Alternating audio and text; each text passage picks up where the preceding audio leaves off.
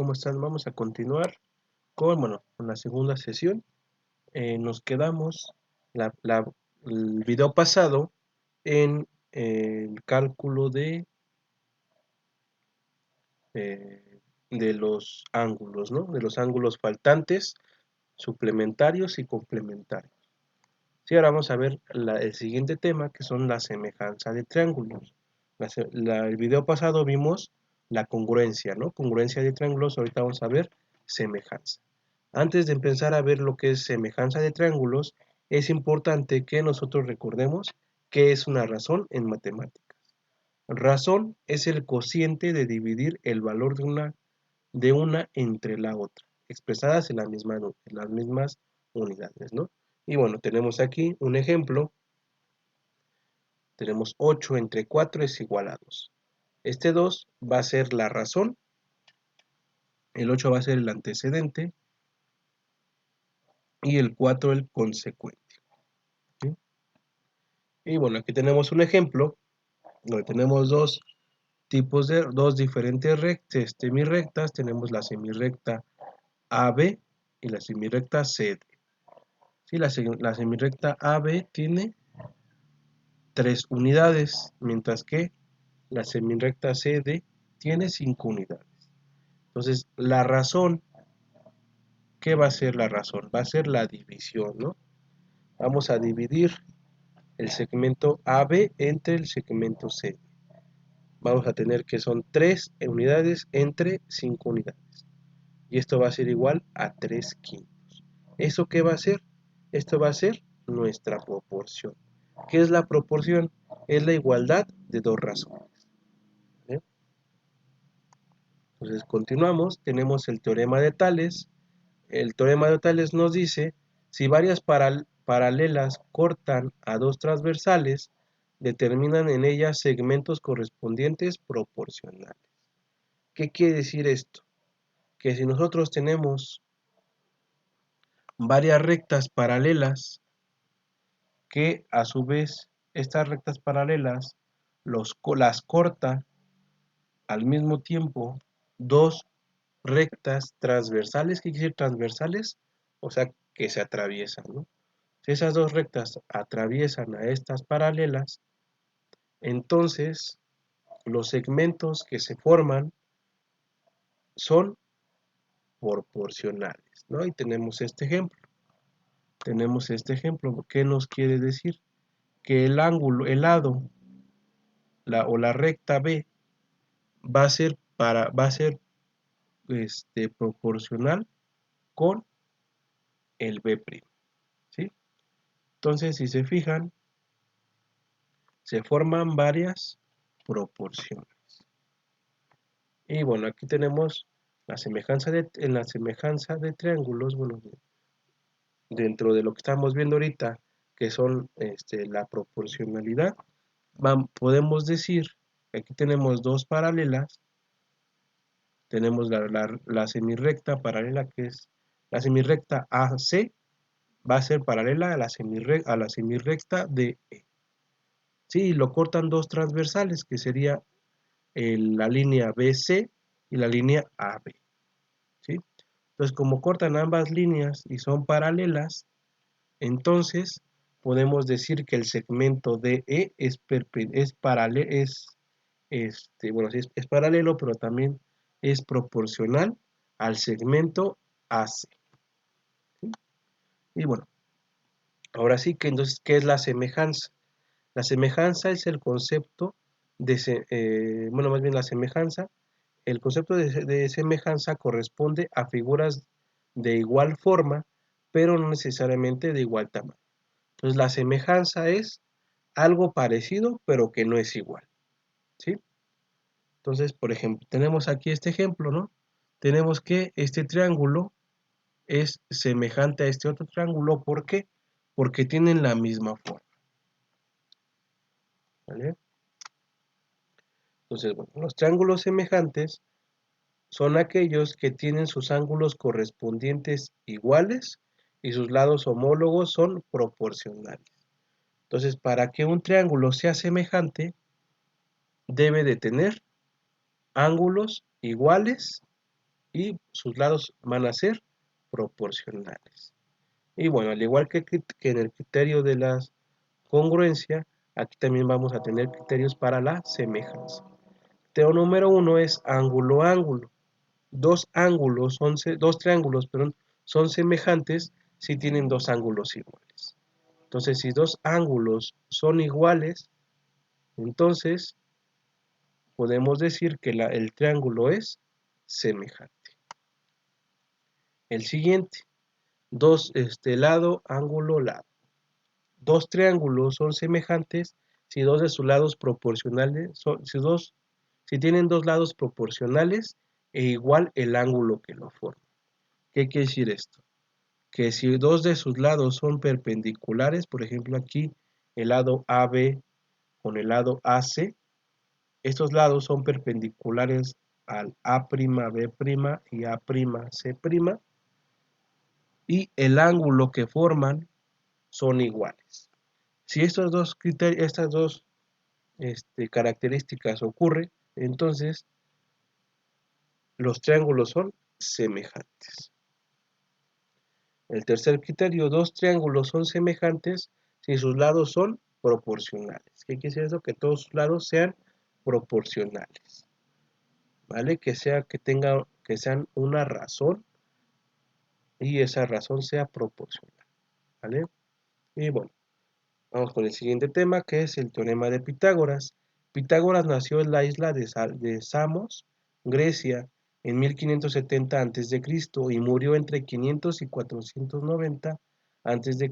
en Metaponto, Italia. Fue un filósofo y matemático muy reconocido. Fundó la escuela pitagórica en Crotón, al sur de Italia.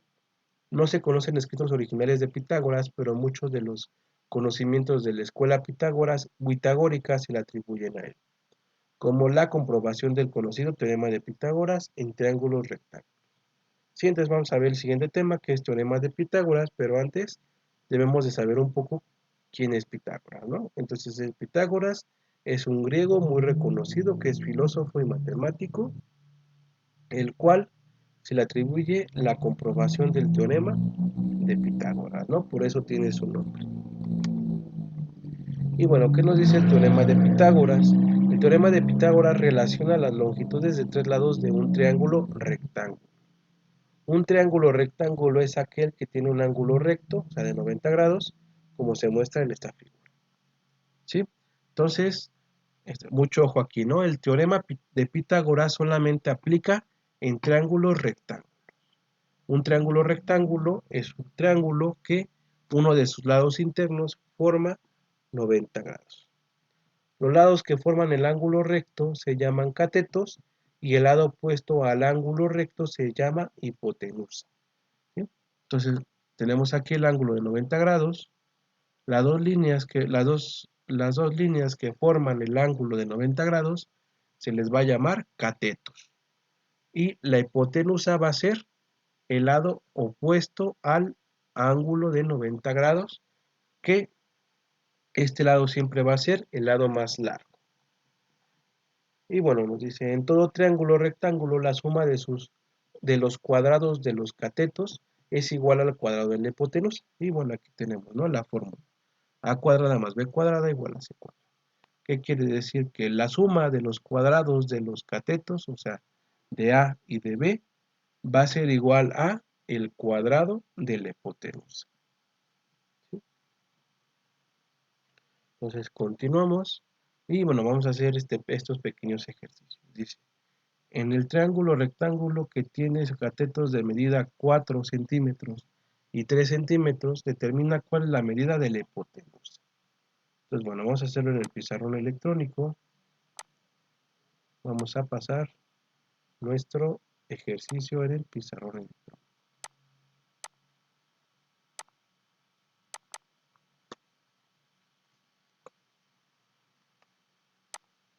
Entonces, aquí nos están pidiendo calcular la hipotenusa, ¿no? ¿Esto cuánto va a valer?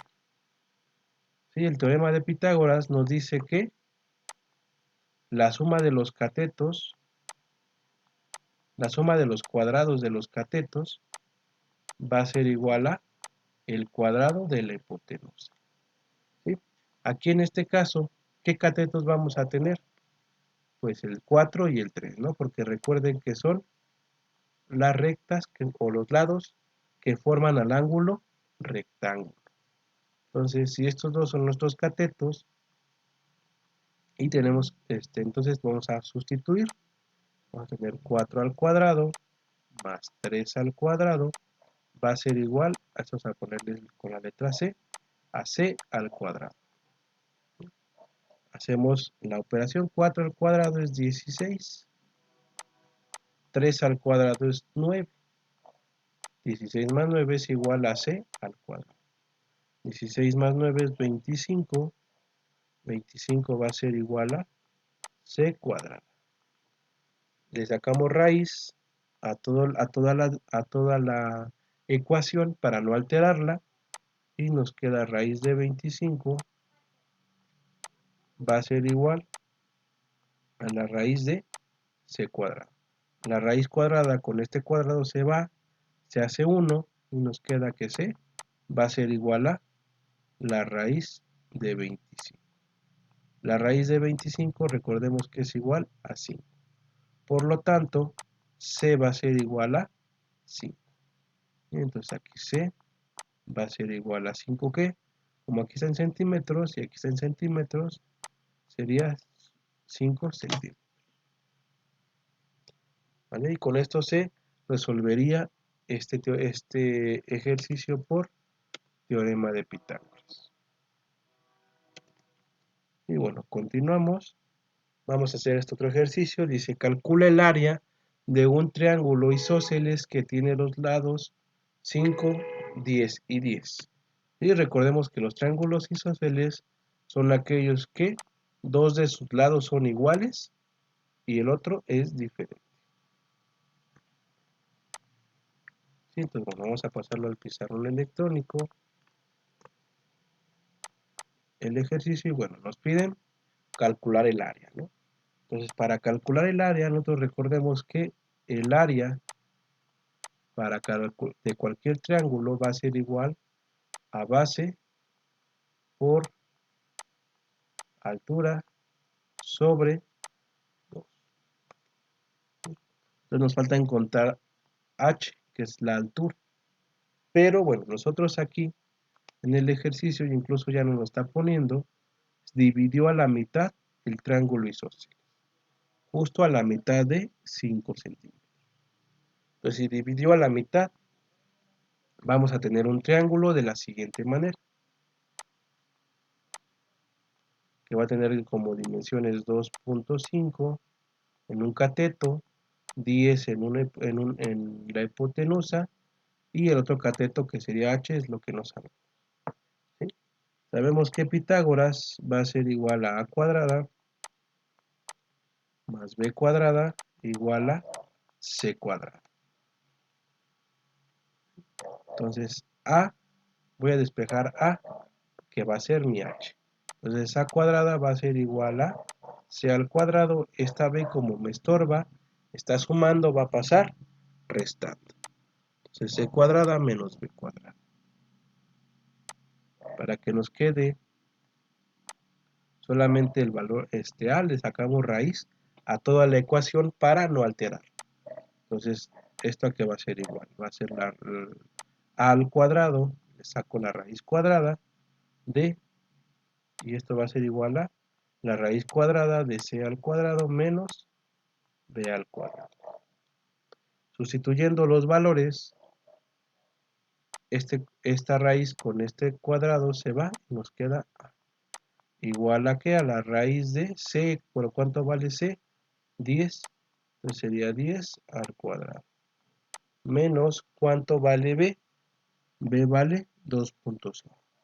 Menos 2.5 al cuadrado. ¿Esto a qué va a ser igual? Esto va a ser igual a ver, vamos a hacerlo. Tenemos que es 2.5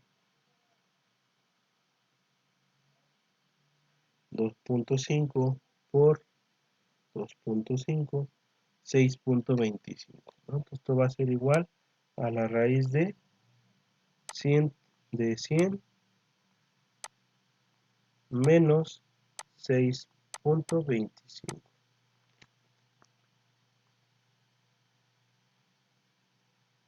¿Sí? Entonces, ¿a qué va a ser igual? A va a ser igual a la raíz de 93.75. Sacamos raíz y bueno, la raíz de 93.75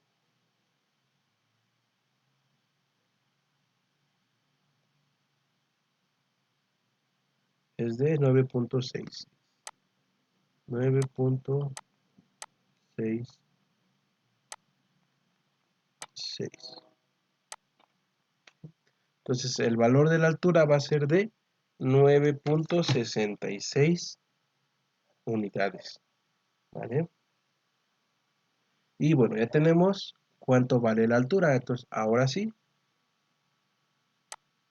aplicando la fórmula del área del triángulo, va a ser igual a la base va a valer 5 por la altura. La altura ya la calculamos que es 9.66 sobre,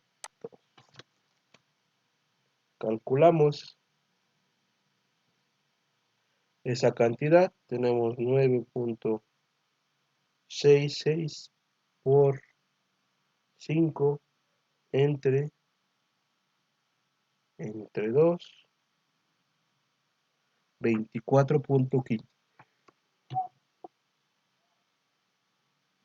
Entonces esto va a ser igual a 24.15. Y ese sería nuestro resultado, 24.15 unidades cuadradas. ¿Sí? Bueno, continuamos. Y bueno, ahí se les va a quedar tarea para que repasen estos conceptos, ¿no? Une con una línea los enunciados con su respectivo concepto. Entonces es igual que en el anterior. Tenemos del lado izquierdo los conceptos y más bien del lado izquierdo las definiciones y del lado derecho los conceptos. Sí, lo que acabamos de ver. Teorema de Tales, teorema de Pitágoras, triángulos semejantes y una razón. ¿Sí? Por ejemplo, son aquellos que tienen sus ángulos correspondientes iguales y sus lados homólogos son proporcionales. En este caso serían los triángulos semejantes. Siguiente. Si varias paralelas cortan a dos semiejes, a dos transversales, determinan en ellas los segmentos correspondientes proporcionales.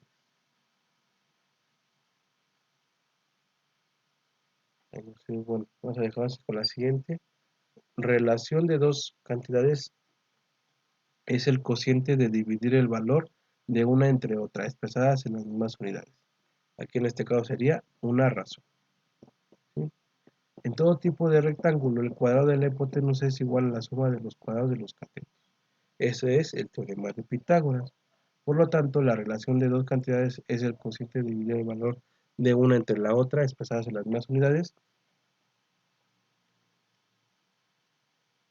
Sería el teorema de Tales.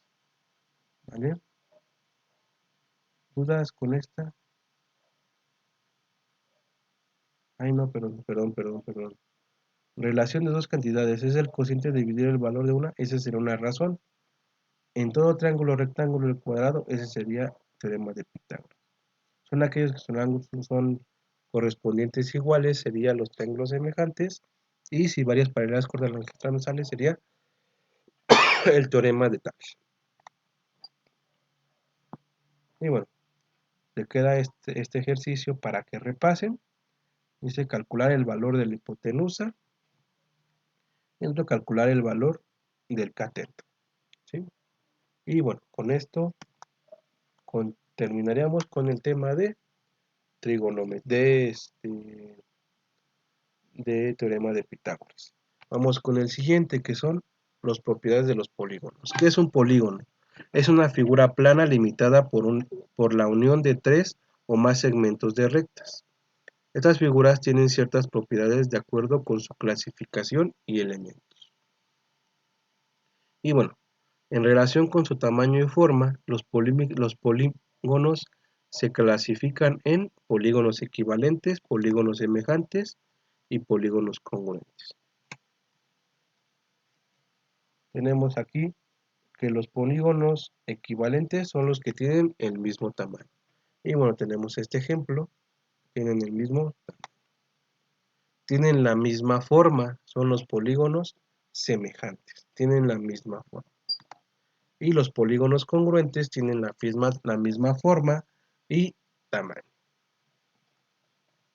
Y bueno, también los podemos clasificar de acuerdo a la amplitud de sus ángulos. Tenemos el polígono convexo, que es el superior, la figura superior, y el polígono convexo, que es la figura inferior.